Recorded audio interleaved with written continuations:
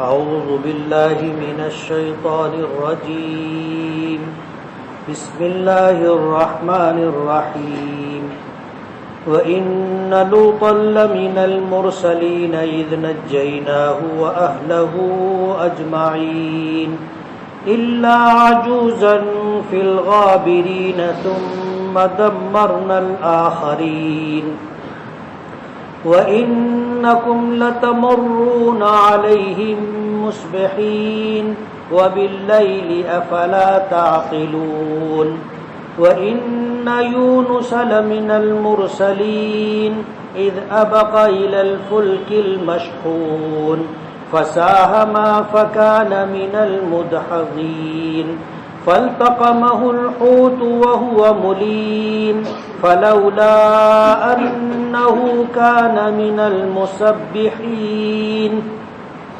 لَلَبِثَ فِي بَطْنِهِ إِلَى يَوْمِ يُبْعَثُونَ فَنَبَذْنَاهُ بِالْعَرَاءِ وَهُوَ سَقِيمٌ وَأَنبَتْنَا عَلَيْهِ شَجَرَةً مِّن يَقْطِينٍ وَأَرْسَلْنَاهُ إِلَى 100,000 أَوْ يَزِيدُونَ فَآمَنُوا فَمَتَّعْنَاهُمْ إِلَى حِينٍ فَاسْتَفْتِهِمْ أَلِرَبِّكَ الْبَنَاتُ وَلَهُمُ الْبَنُونَ أَمْ خَلَقْنَا الْمَلَائِكَةَ إِنَاثًا وَهُمْ شَاهِدُونَ صدق اللہ العظیم سبحانک لا علم لنا الا ما علمتنا انک انت العلیم الحکیم رب اشرح لی صدری ویسر لی امری واحلل عقدۃ من لسانی یفقهوا قولی۔ پناہ مانگتا ہوں میں اللہ تعالیٰ کی شیطان مردود سے۔ شروع کرتا ہوں میں اللہ کے نام سے جو بڑا مہربان بڑی رحمتوں والا ہے۔ اور بے شک حضرت لوط علیہ السلام یقیناً رسولوں میں سے تھے۔ جب ہم نے انہیں اور ان کے تمام گھر والوں کو نجات دی سوائے اس بوڑھی عورت کے جو پیچھے رہ جانے والوں میں رہ گئی تھی، پھر ہم نے دوسرے تمام لوگوں کو ہلاک کر دیا، اور بے شک تم لوگ گزرتے ہو ان کے اوپر صبح کے وقت اور رات میں، کیا پھر بھی تم لوگ نہیں سمجھتے؟ اور بے شک یونس علیہ السلام یقیناً رسولوں میں سے تھے۔ جب بھاگے وہ بھری ہوئی کشتی کی طرف، پھر قرآن اندازی کی ان لوگوں نے، پس ہو گئے وہ ان لوگوں میں سے جو مغلوب تھے، پس نگل لیا ان کو مچھلی نے اس حال میں کہ وہ افسوس کرنے والے تھے۔ پس اگر نہ ہوتے وہ اللہ تعالیٰ کی پاکی بیان کرنے والوں میں سے تو رہتے وہ مچھلی کے پیٹ میں قیامت کے دن تک۔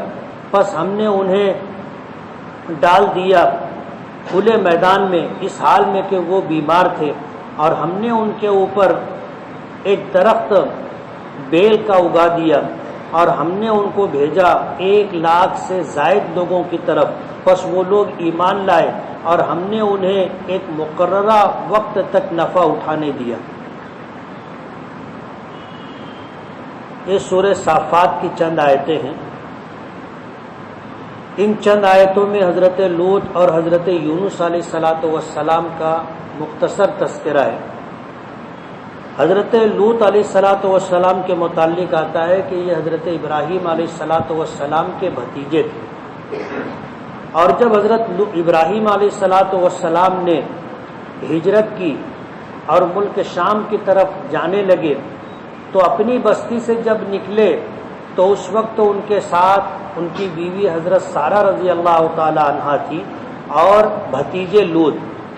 حضرت لوط علیہ السلام اس وقت نبی نہیں تھے، ایمان لے آئے تھے، اور جب ایمان لے آئے اور ابراہیم علیہ السلام کو لوگوں نے بستی سے نکلنے پر مجبور کر دیا، اور ابراہیم علیہ السلام نے ہجرت کی، تو ہجرت کرنے والوں میں ان کے ساتھ جو 2 لوگ تھے، ایک ان کی بیوی حضرت سارہ اور ایک ان کے بھتیجے حضرت لوط علیہ السلام تھے۔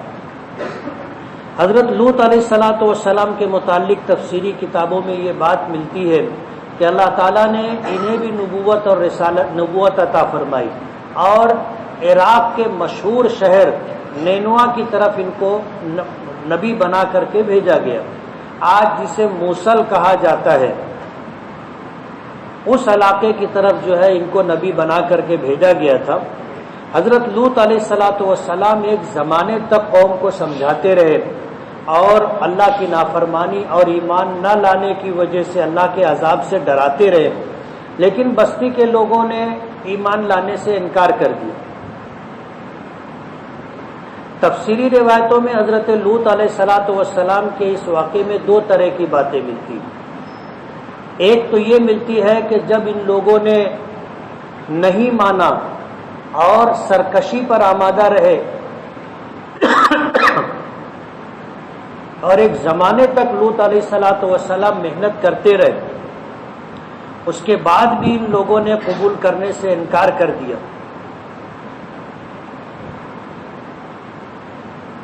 تو حضرت لوط علیہ السلام جو ہے مجبور ہو گئے اور تھک گئے، مایوسی کی کیفیت طاری ہونے لگی۔ لوط علیہ السلام کے متعلق آتا ہے کہ ان کی قوم جو تھی انتہائی نالائق تھی، اور روئے زمین پر سب سے پہلے اس گناہ کا ارتکاب انہی لوگوں نے کیا کہ لوگ مرد سے اپنی جنسی ضرورت پوری کرنے لگے۔ حضرت لوط علیہ السلام نے بہت سمجھایا، ہر طریقے سے اللہ کے عذاب سے ڈرایا، یہاں تک کہ انہوں نے اس بات کا اظہار کیا کہ میری اپنی بیٹیاں اور قوم کی بیٹیاں جنہیں اللہ پاک نے مردوں کے لیے پیدا کیا ہے، ان سے نکاح کر کے جائز طریقے سے اللہ کے حکموں کے مطابق اپنی جنسی ضرورت اور خواہش پوری کریں، لیکن بستی کے لوگوں نے ہر طریقے سے انکار کیا۔ لوط علیہ السلام مجبور ہو گئے، اور مجبور ہونے کے بعد لوط علیہ السلام نے اللہ کی بارگاہ میں التجا کی۔ اللہ پاک کی طرف سے عذاب کا فیصلہ ہوا۔ جب اللہ پاک کی طرف سے عذاب کا فیصلہ ہوا تو لوط علیہ السلام نے بستی والوں کو سمجھایا، اللہ کے عذاب سے ڈرایا، لیکن بستی کے لوگوں نے مذاق اڑایا، اور بستی کے لوگ کہنے لگے کہ ہاں دیکھا بہت عذاب آتا ہے تو عذاب لا کر کے بتاؤ، ہم تو انتظار کر رہے ہیں۔ سرکشی کی حد کر دی۔ لوط علیہ السلام نے جب اللہ پاک کی طرف سے عذاب کا فیصلہ ہو گیا تو بستی والوں کو بتا دیا کہ پہلے دن تمہارا رنگ بدلے گا اور تم زرد ہو جاؤ گے، دوسرے دن تمہارا رنگ بدلے گا، تم سرخ ہو جاؤ گے، اور تیسرے دن پھر تمہارا رنگ بدلے گا اور تم پر سیاہی طاری ہو جائے گی، اور اس کے بعد اللہ کا عذاب آئے گا اور بستی تمہاری پلٹ دی جائے گی۔ بستی والے انکار کرتے رہے، اور انہی نہ ماننے والے لوگوں میں حضرت لوط علیہ السلام کی بیوی بھی تھی۔ بظاہر اس نے اپنے ایمان کا اظہار کیا تھا، لیکن در پردہ وہ کافر تھی، اور بستی میں جو کافر لوگ تھے ان لوگوں سے میل جول رکھ کر کے لوط علیہ السلام کے بارے میں نازیبا باتیں کہا کرتی تھی۔ جب عذاب آنے کا فیصلہ اللہ پاک کی طرف سے ہو گیا اور وہ وقت مقررہ آ گیا جب عذاب آنا تھا، تو لوط علیہ السلام نے ان لوگوں کو جو ایمان لے آئے تھے ان کو اپنے ساتھ لے کر کے بستی سے باہر نکل گئے۔ یہ عورت بھی ساتھ میں جو گھر بیوی تھی، جب گھر کے تمام افراد لوط علیہ السلام کے ساتھ بستی سے نکلنے لگے تو یہ بھی بستی سے ساتھ میں نکلنے لگی۔ اللہ تعالیٰ کی طرف سے یہ پیغام آیا تھا، یہ حکم آیا تھا کہ جتنے اہل ایمان ہیں ان کو لے کر کے بستی سے باہر نکلے، اور سب کو اس بات کی تاکید کر دیں کہ کوئی بھی پلٹ کر کے نہ دیکھے، کوئی بھی پلٹ کر کے نہ دیکھے۔ لوط علیہ الصلوۃ والسلام نے سب کو تاکید کر دی، جو اہل ایمان تھے وہ ماننے والے تھے، انہوں نے اس بات کو مان لیا اور پیچھے مڑ کر نہیں دیکھنا ہے، اس فیصلے کو دل سے قبول کر لیا۔ لیکن بیوی نافرمان تھی، بیوی نافرمان تھی۔ جب یہ ساتھ ساتھ میں چلتی رہی اور جو ہی اس نے پلٹ کر کے دیکھا تو اس پر لوط علیہ الصلوۃ والسلام کی قوم پر جو عذاب آیا تھا وہ 5 طرح کا تھا۔ اس میں ایک عذاب پتھروں کی بارش بھی تھی۔ جو ہی اس نے پلٹ کر کے دیکھا ایک بڑا سا پتھر اس کے سر پر آ کر آسمان سے گرا، یہ اسی جگہ گر کر کے ہلاک ہو گئی۔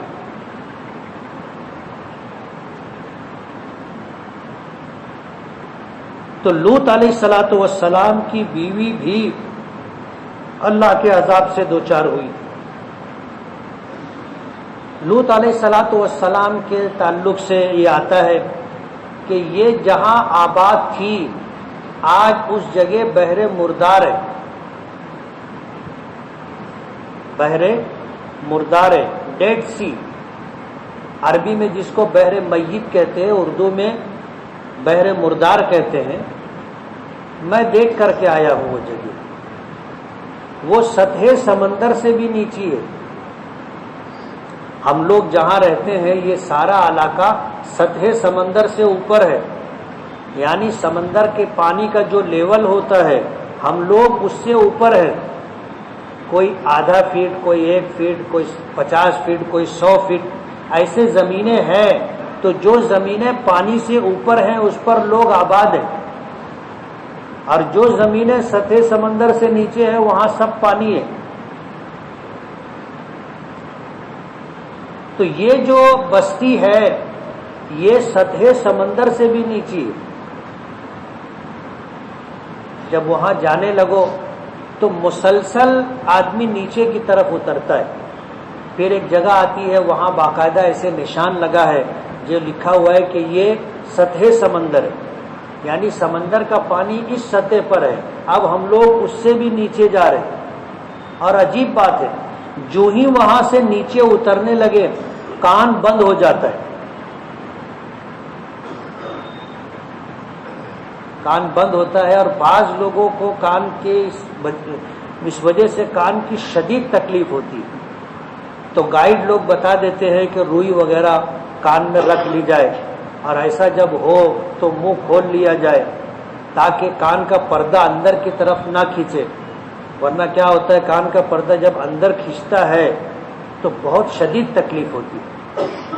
یہ ساری ہدایات اور تاکید وہ لوگ کرتے ہیں۔ اور جب وہاں سے نیچے اتر کر کے اس جگہ پہنچو جہاں پر لوط علیہ الصلوۃ والسلام کی قوم آباد تھی، جس بستی کا نام صدون تھا، اللہ کا عذاب آیا جیسے میں نے بتایا تھا، رنگ بدلے گا، رنگ بدلا، اور رات کا آخر وقت تھا، حضرت جبرائیل آئے، ایک بھیانک چیخ لگائی جس سے سارے لوگ بدحواس ہو گئے، اور اس کے بعد حضرت جبرائیل نے اس پوری بستی کو اپنے پر اٹھایا اور آسمان تک لے کر کے گئے۔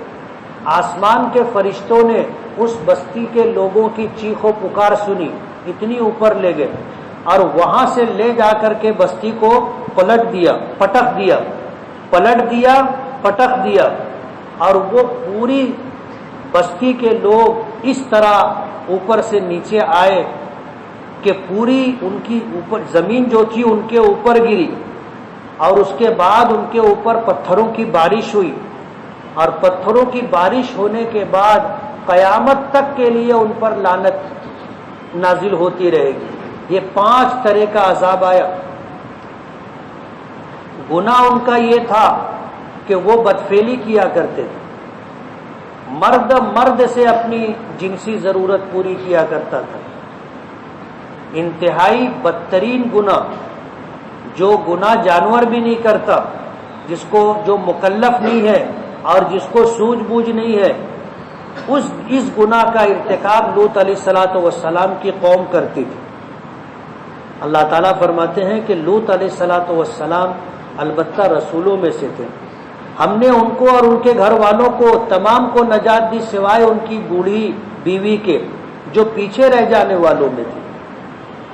آج جہاں ان کی بستی تھی وہاں پر بحر مردار ہے، ڈیڈ سی۔ اور عجیب بات ہے، ہم اگر پانی کے اندر داخل ہوتے ہیں تو پانی کے اندر ڈوبنے لگتے ہیں۔ ہم آگے بڑھتے رہے، جیسے جیسے گڑھا ہوتا ہے آدمی اندر پانی کے اندر ہوتا چلا جاتا ہے، لیکن وہ پانی ایسا ہے کہ اس میں کوئی جاندار نہیں رہ سکتا، نہ کوئی مچھلی نہ کوئی کیڑا، اس پانی میں کوئی جاندار نہیں رہ سکتا، اسی لیے اس کا نام ڈیڈ سی، بحر مردار ہے۔ جاندار کو وہ پانی قبول ہی نہیں کرتا، آپ اندر گھس جاؤ تو ڈوبو گے نہیں، یہ اپنی آنکھ سے میں دیکھ کر کے آیا ہوں۔ اور اس کا پانی دنیا میں سب سے زیادہ نمکین پانی ہے۔ ماہرین کا کہنا ہے کہ اس میں 35% نمک ہے۔ کتنا نمک ہے؟ 35% نمک ہے، اور یہ پانی کسی جاندار کو قبول نہیں کرتا۔ آپ اگر اس میں گھس جاؤ گے، حالانکہ گہرائی کافی ہے، کتنی ہے اللہ ہی کو معلوم، لیکن آپ گھس جاؤ پانی کے اوپر ہی رہو گے، تمہارا اتنا جسم پانی کے اوپر رہے گا۔ جیسے فٹ بال کا گیند آپ پانی میں پھینک دو تو کیسے پانی کے اوپر رہتا ہے، ایسے سر تمہارا پانی کے اوپر رہے گا۔ وہاں دیکھا یہ انگریز جن کے گورے رنگ کو ہم لوگ بہت پسند کرتے، لیکن ان کو اپنا رنگ پسند نہیں ہے، وہ لوگ اپنے رنگ کو تھوڑا سا سانولا ہو جائے اس کے لیے وہاں نہانے کے لیے جاتے، اس میں 35% نمک ہے۔ یہ یورپ کے لوگ آتے ہیں اور پھر ان کے مرد اور عورتیں، تیرنے کی ضرورت نہیں ہے، وہ پانی کسی زندہ کو قبول ہی نہیں کرتا، یہ اندر گھس جاتے ہیں، نمکین پانی رہتا ہے، جب تک رہنا چاہے رہتے ہیں، پھر وہاں سے نکل کے آ کے دھوپ میں زمین پر پڑے رہتے ہیں، پہلے چت پڑے رہتے ہیں گھنٹہ 2 گھنٹہ، پھر پٹ پڑے رہتے ہیں کہ دونوں طرف سے رنگ ان کا بدل جائے۔ انتہائی یعنی ننگے پن کے ساتھ، عورتوں کے جسم پر بس چھوٹا سا کپڑا ہوتا ہے، باقی پورا برہنا، اور تفریح کی جگہ انہوں نے بنا لی، جبکہ یہاں حضرت لوط علیہ الصلوۃ والسلام کی قوم پر عذاب آیا تھا۔ اس بحر مردار کا دنیا کے کسی سمندر سے، کسی ندی سے کوئی تعلق نہیں، جو بھی جھیل وغیرہ ہوتی ہے اس کا کہیں نہ کہیں سے تعلق ہوتا ہے، لیکن یہ ایسی جھیل ہے کہ اس کا دنیا کے کسی ندی، کسی نالے اور کسی سمندر سے کوئی تعلق نہیں، اور پانی دنیا کے پانیوں میں، سمندر کے پانیوں میں سب سے زیادہ نمکین، 35% اس میں نمک ہے۔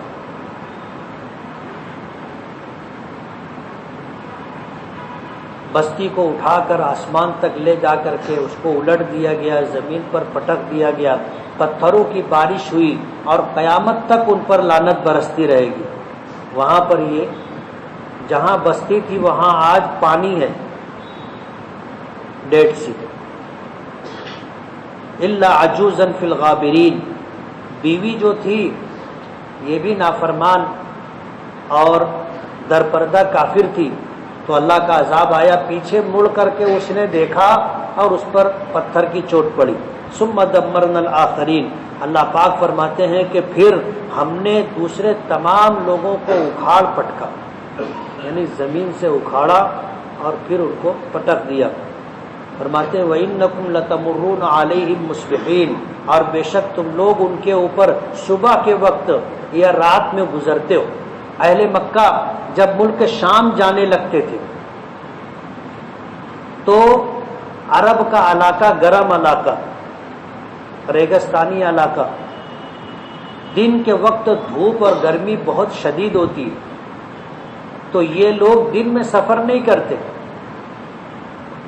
عصر کے وقت جب سورج ڈھل جاتا ہے اس وقت سفر شروع کرتے اور سفر کرتے رہتے ہیں، اور رات کا ایک حصہ گزر جانے کے بعد پڑاؤ کرتے ہیں اور چند گھنٹہ آرام کرتے ہیں، اور چند گھنٹہ آرام کرنے کے بعد صبح ہونے سے پہلے پھر سفر شروع کر دیتے ہیں، اور صبح 9 بجے تک تقریباً سفر کرتے، اور جب دھوپ تیز ہو جاتی تو پھر پڑاؤ کر لیتے، خیمہ وغیرہ لگا لیتے ہیں، اور پھر وہاں سے لے کے عصر تک آرام کرتے، دھوپ میں سفر نہیں کرتے۔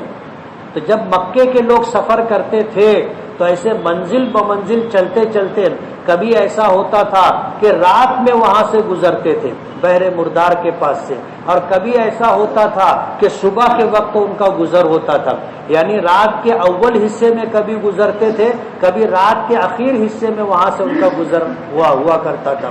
فرمایا وَإِنَّكُمْ لَتَمُرُّونَ عَلَيْهِمْ مُصْبِحِينَ، تم صبح ہوتے ہوتے ان پر سے گزرتے ہو، وَبِاللَّيْلِ، اور کبھی کبھی رات میں۔ تم نے وہاں پر دیکھا کہ بستی تھی، اللہ نے سب کو ہلاک کر دیا، افلا تعقلون، اس کے بعد بھی تم سمجھتے نہیں کہ اللہ کی نافرمانی کرنے والوں پر اللہ کا عذاب کیسے آئے؟ تم بھی نہ اللہ کی نافرمانی کر رہے ہو اور نبی کی بات ماننے کے لیے تیار نہیں ہو، تو سوچو سمجھو۔ اور بے شک یونس علیہ الصلوۃ والسلام بھی البتہ رسولوں میں سے تھے۔ اللہ تعالیٰ نے یونس علیہ الصلوۃ والسلام کو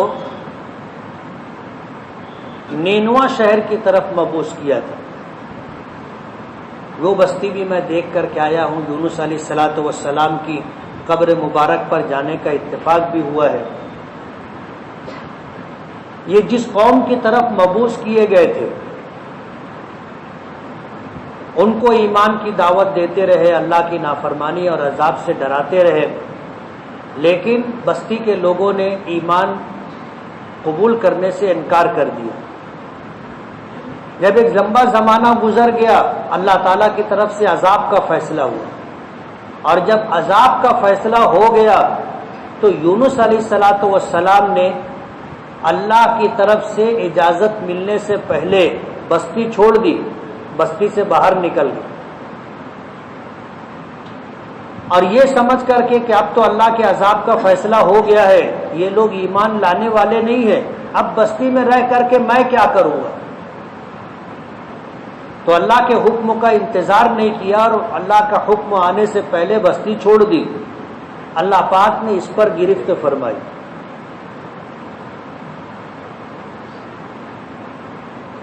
یہ نافرمانی اور گناہ نہیں ہے،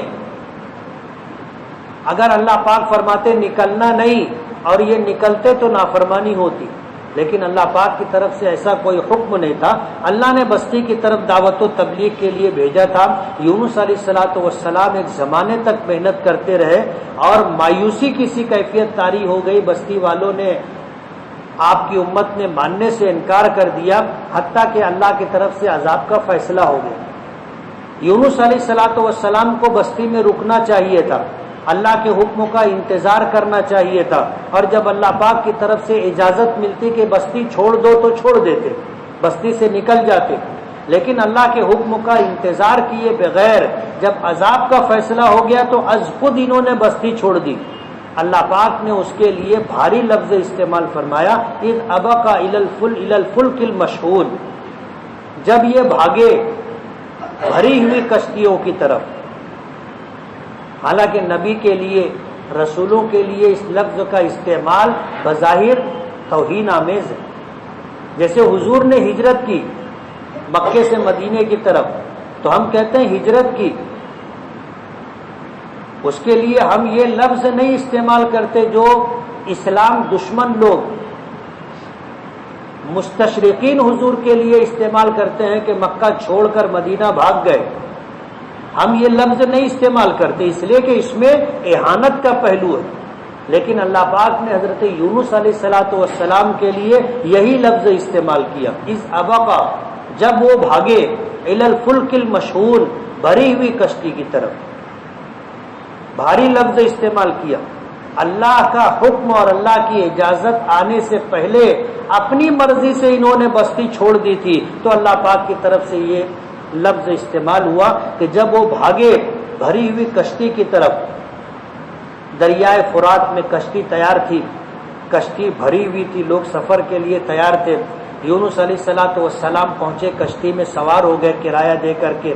اب کشتی جب بیچ سمندر میں پہنچی تو بھنور میں پھنس گئی۔ بھنور جانتے ہو نا، جہاں پانی گھومتا رہتا ہے، اس میں اگر آدمی پہنچ گیا تو وہ بھی پھنس جاتا، نکل نہیں پاتا، اسی میں گھومتا رہتا ہے۔ اچھے سے اچھے تیراک مصیبت میں آ جاتی، کشتی اگر آ گئی تو وہ بھی پھنس جاتی ہے، نکل نہیں پاتی۔ اب یہ کشتی گئی اور جا کر کے بھنور میں پھنس گئی۔ اس وقت لوگوں کا عقیدہ ایسا تھا کہ اگر کشتی میں کوئی اپنے آقا کی اجازت کے بغیر بھاگا ہوا غلام ہو اور وہ کشتی میں سوار ہو تو کشتی بھنور میں پھنس جاتی۔ اب جب یہ کشتی جا کر کے بھنور میں پھنسی تو لوگوں نے تحقیق کی تو کشتی میں کوئی بھی غلام نہیں تھا، کوئی بھی غلام نہیں تھا۔ لوگ کہنے لگے، پوچھنے لگے، بھائی کشتی میں کوئی اپنے آقا سے بھاگا ہوا غلام ہے؟ تو یونس علیہ الصلوۃ والسلام کو الہام ہوا کہ ہاں، میں اپنے آقا کی اجازت کے بغیر بھاگا۔ انہوں نے کہا کہ میں ہوں، تو کشتی والے تو ان کو پہچانتے تھے، انہوں نے کہا کہ نہیں، آپ نہیں ہیں، آپ تو غلام نہیں ہو، اس لیے آپ نہیں ہو۔ یونس علیہ الصلوۃ والسلام نے کہا کہ میں ہی ہوں، کشتی میں کوئی بھی غلام نہیں، لیکن اپنے آقا سے بھاگا ہوا میں ہوں، آقا سے بھاگا ہوا میں ہوں۔ اگر تم مجھے کشتی سے نہیں نکالو گے تو تم بھی ڈوب جاؤ گے، کشتی ڈوب جائے گی۔ اب ظاہر بات ہے، اب وہ کشتی کے لوگ ماننے کے لیے تیار نہیں تھے، قرآن اندازی کی، چٹھی ڈالی، کشتی میں جتنے لوگ تھے سب کے نام کی چٹھی بنا کر کے چٹھی ڈالی، چٹھی نکالی تو یونس علیہ الصلوۃ والسلام کا نام۔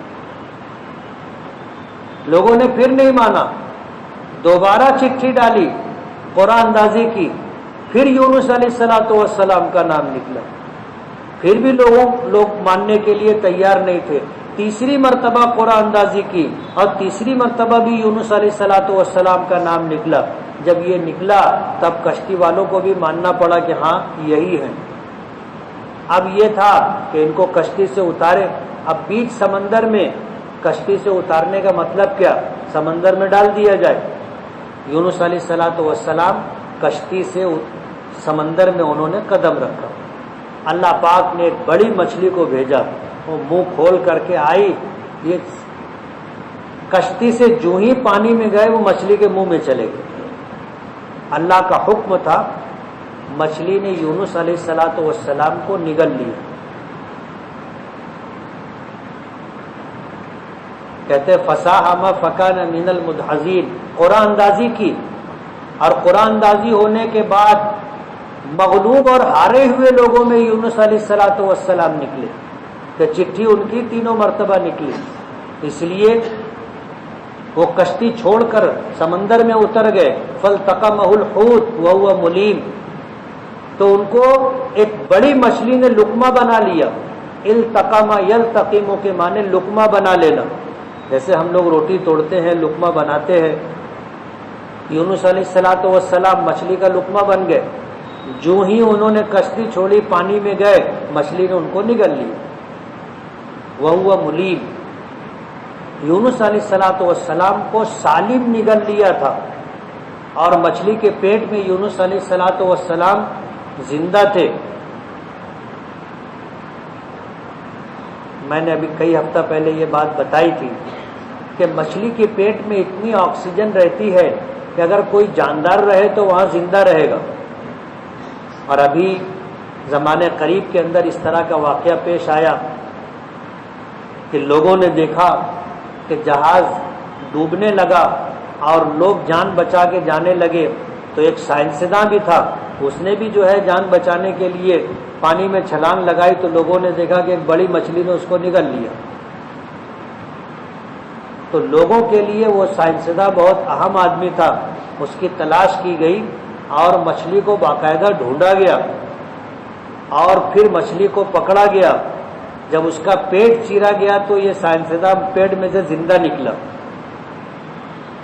اللہ تعالیٰ، اب ظاہر بات ہے اس واقعے پر لوگوں کو شک ہوگا کہ مچھلی نے نگل لیا اور یونس علیہ الصلوۃ والسلام مچھلی کے پیٹ میں رہے، اور قرآن کریم کہتا ہے کہ زندہ رہے اور پھر مچھلی نے ان کو لا کر کے ساحل پر اگل دیا. ایسا کیسے ہو سکتا؟ تو اللہ پاک نے بتا دیا کہ ایسا ہوتا ہے. ہم تو اہل ایمان ہیں. اللہ اس کے رسول کی بات سمجھ میں آئے نہ آئے ہم سچ مانتے اور اس کی سچائی پر یقین کرتے. لوگ دیکھ کر کے مانتے تو یہ ایمان بالغیب نہیں ہے، یہ ایمان بالمشاہدہ ہے. کوئی اگر دیکھ کر کے مانا تو اللہ کے نزدیک اس کا ماننا معتبر نہیں. ہم بغیر دیکھے مانتے ہیں تو ہمارا ماننا معتبر ہے اللہ کے نزدیک. ہم اہل ایمان ہیں. یونس علیہ الصلوۃ والسلام کو مچھلی نے نگل لیا، لقمہ بنا لیا. یونس علیہ الصلوۃ والسلام مچھلی کے پیٹ میں زندہ رہے اور افسوس کرتے رہے، ملیم، اپنے آپ پر ملامت کرتے رہے کہ میں نے غلط کیا. مجھے اللہ کی اجازت اور حکم کے بغیر جس بستی کی طرف بھیجا گیا تھا وہ بستی چھوڑنی نہیں چاہیے. اپنے آپ پر افسوس کرتے رہے، خود کو ملامت کرتے رہے اور مچھلی کے پیٹ میں توبہ و استغفار کرتے رہے، اللہ کی پاکی بیان کرتے رہے. اور یونس علیہ الصلوۃ والسلام کی ہی یہ دعا ہے، لا الہ الا انت سبحانک انی کنت من الظالمین. لا الہ الا انت، اے اللہ تیرے سوا کوئی معبود نہیں، تو تنے تنہا معبود ہے، معبود برحق. سبحانک، ہر عیب سے پاک ہے، تیری ذات میں کوئی کمی نہیں، ہر عیب سے پاک. انی کنت من الظالمین، میں خود ظلم کرنے والے، اپنے آپ پر ظلم کرنے والوں میں سے تھے.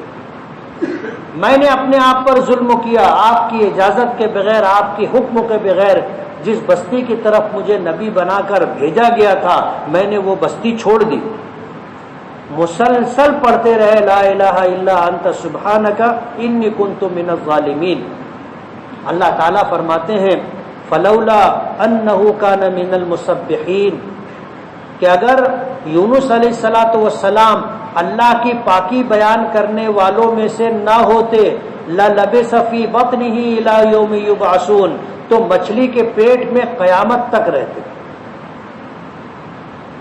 یعنی مچھلی کا پیٹ ان کی قبر بنتا، وہی مر جاتے اور مٹی نصیب نہیں ہوتی. قیامت کے دن پھر وہیں سے اٹھتے. لیکن اللہ سے توبہ و استغفار کرتے رہے، اللہ کی پاکی بیان کرتے رہے تو اللہ پاک نے پھر انہیں اس مصیبت سے نجات دی. اسی لیے جب امت پر کوئی برا وقت آتا ہے، کوئی بڑی مصیبت آتی ہے تو ہم لوگ بھی آیت کریمہ پڑھتے ہیں اور آیت کریمہ کی برکت سے اللہ پاک اس مصیبت سے ہمیں نجات دیتا ہے. جس طرح حضرت یونس علیہ الصلوۃ والسلام کو اللہ نے نجات دی تھی. اللہ پاک فرماتے ہیں کہ یہ ان کے توبہ و استغفار اور اللہ کی پاکی بیان کرنے کی برکت تھی کہ اللہ پاک نے مچھلی کے پیٹ سے نکالنے کا فیصلہ کیا. اور اگر وہ اللہ کی پاکی نہیں بیان کرتے، اپنے آپ کو خطاوار نہ سمجھتے تو مچھلی کے پیٹ میں قیامت تک رہتے، مچھلی کے پیٹ میں مرتے اور مچھلی کا پیٹ ان کی قبر بنتی. فلولا انہ کان من المسبحین، اگر وہ اللہ کی پاکی بیان کرنے والوں میں سے نہ ہوتے تو مچھلی کے پیٹ میں قیامت کے دن تک رہتے. الی یوم یبعثون، اس دن تک جس دن اللہ پاک لوگوں کو دوبارہ زندہ کرے گا، اٹھائے گا، اس دن تک رہتے.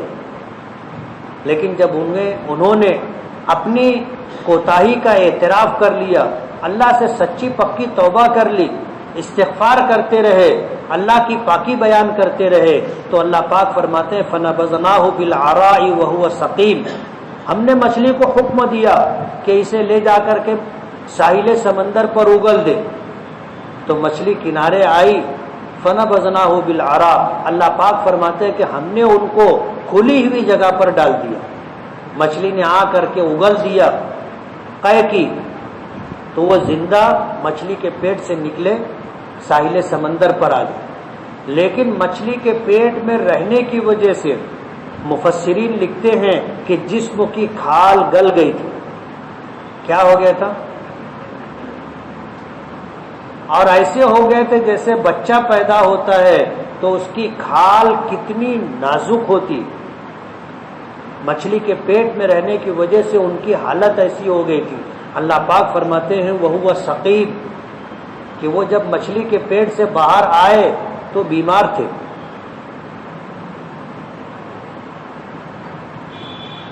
پھر اللہ پاک نے ان سے کام لینے کا فیصلہ کیا، وَأَنبَتْنَا عَلَيْهِ شَجَرَةً مِّن يَقْطِينٍ، ایسی حالت ہو گئی تھی کہ وہ جیسے بچہ اتنا کمزور ہوتا ہے کہ وہ اپنی مرضی سے بیٹھ بھی نہیں سکتا، کروٹ بھی نہیں بدل سکتا، یہی حال یونس علیہ السلام کا ہو گیا تھا کہ جب مچھلی نے لا کر کے ان کو ساحل سمندر پر اگل دیا تو ایک نو مولود بچے کی طرح وہ زمین پر پڑے تھے۔ اللہ پاک فرماتے ہیں کہ ہم نے بے تنے کے درختوں سے ان پر سایہ کیا، بیل جس کا تنا نہیں ہوتا، ایسی بیلیں اگائی جس نے ان کے اوپر سایہ کیا۔ پھر کیا ہوا، کیسے ہوا، اللہ بہتر جانتے۔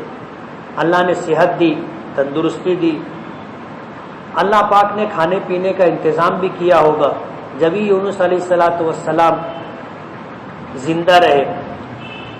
فَنَبَذْنَاهُ بِالْعَرَاءِ وَهُوَ سَقِيمٌ وَأَنبَتْنَا عَلَيْهِ شَجَرَةً مِّن يَقْطِينٍ، فرماتے ہیں کہ ہم نے ان کے اوپر بیلوں کو اگا کر کے سایہ کیا، اور پھر جب وہ ٹھیک ہو گئے وَأَرْسَلْنَاهُ إِلَى مِائَةِ أَلْفٍ أَوْ يَزِيدُونَ، تو ہم نے پھر ان کو دوبارہ اسی بستی کی طرف بھیجا جہاں جس بستی کو چھوڑ کر کے آئے۔ تو اللہ کے عذاب کا فیصلہ ہو چکا تھا اور یہ بستی چھوڑ کر کے آ گئے تھے۔ ان کے چلے جانے کے بعد بستی والوں کو احساس ہوا کہ ہم سے غلطی ہوئی ہے، تو انہوں نے یہ کیا کہ اپنے گھر کے تمام لوگوں کو، خواتین کو، بچوں کو، جانوروں کو، سب کو لے کر کے بستی کے باہر ایک میدان میں جمع ہو گئے اور اللہ تعالیٰ سے رو کر کے، گڑ گڑا کر کے معافی مانگی، اور اللہ سے مسلسل رو کر گڑ گڑا کر معافی مانگتے رہے، تو اللہ پاک نے عذاب موقوف کر دیا۔ ادھر یونس علیہ السلام کو اللہ نے صحت اور تندرستی دی۔ اب جو آنے جانے والے لوگ تھے ان سے یونس علیہ السلام نے تحقیق کی تو معلوم ہوا کہ اللہ کا عذاب آیا نہیں، بستی ہے اور بستی کے لوگ ایمان لے آئے۔ یونس علیہ السلام کو خبر ملی، اللہ تعالیٰ کا حکم آیا کہ اب دوبارہ بستی کی طرف جاؤ۔ پھر یونس علیہ السلام دوبارہ اپنی بستی کی طرف آئے، اپنی امت کی طرف، فآمنوا، تو پھر قوم نے، امت نے آپ پر ایمان لایا، اور جب ایمان لے آئے فمتعناہم الی حین، تو اللہ پاک نے پھر ان کو جس کی جتنی زندگی تھی اتنے دنوں تک، یا اللہ پاک کی طرف سے جو وقت مقرر تھا اتنے دنوں تک دنیاوی نعمتوں سے فائدہ اٹھانے کا موقع دیا۔ عذاب اللہ نے روک لیا، موقوف کر دیا، اور پھر وہ ایمان لے آئے تھے، توبہ و استغفار کر کے اطاعت اور فرما برداری پر آمادہ ہو گئے، تو اللہ پاک نے پھر ان کو جو ہے دنیا میں زندگی دی اور دنیاوی نعمتوں سے انہیں فائدہ اٹھانے کا موقع دیا۔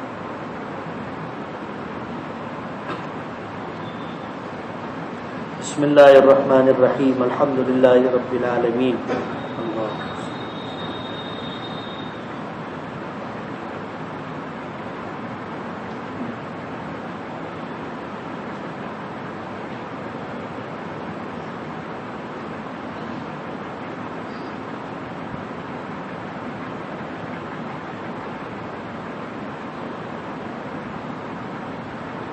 برحمتک یا